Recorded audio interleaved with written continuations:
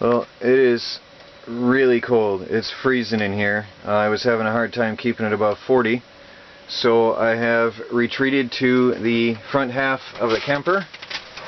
Fortunately, there's this divider wall here that goes across, and I got lucky because my heater blower is on this side of the divider, and I was able to bring my propane over on this side, so I have my wood stove and the propane going for now to take off the chill.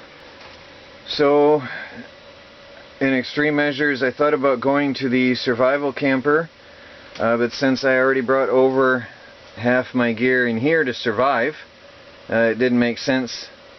So this is convenient, and I've got plenty of light, and it is warming up in here nicely, so we'll see how the night goes. But it is really cold out. It's miserable out there tonight. Well, I've plugged in my Harbor Freight controller into the battery bank. I just want to do some experiments here. I'm going to try plugging in one of these fluorescent lights. See how it looks in here. I'll turn that on, and then I'll turn off the overhead lights and see how that looks. So there is the light. Turn that on. Well, sitting on the floor, you can see it's pretty bright. See how well that would look in the air here.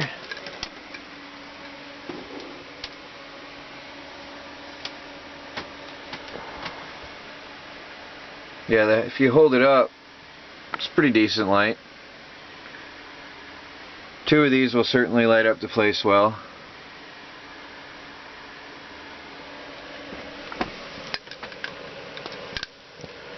So I think that the gear that comes with this Harbor Freight setup is pretty good. I like the charge controller. I will be experimenting around with the different voltages on it later. The 3 volt and the 6 volt outlets. I want to play with that in a future time. Anyway, as promised, got to try out the light tonight. I've got the brand new golf cart batteries wired in properly. The wires run down through behind everything and come into my battery compartment down here. I disconnected the old batteries for now, and I need to get a switch. I want to be able to switch between the two battery banks. One will be being charged and one will be used. The new batteries are not exactly charged fully. They're sitting at 12.5. I've got an amp of current. It's 9 o'clock in the morning. The sun really isn't up yet.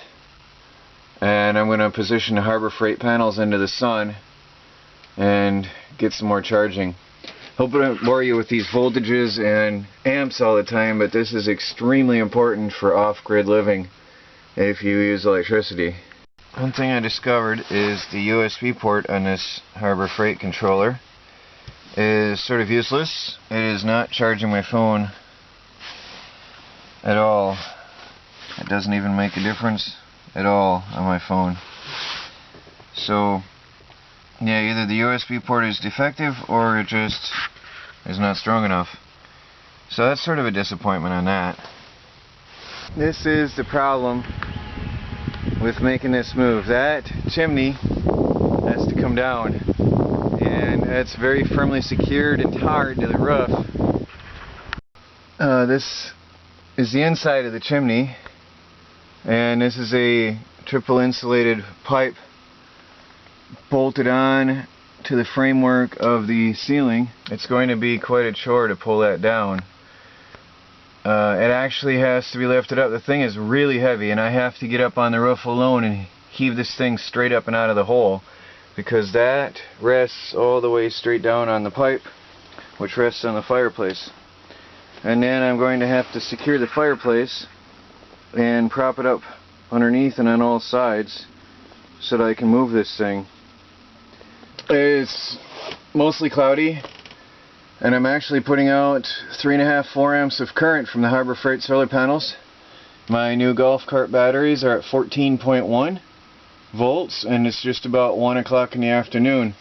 So this is looking good. These panels are surprisingly topping off my batteries in a day, on a cloudy day, on their own. I'm quite impressed.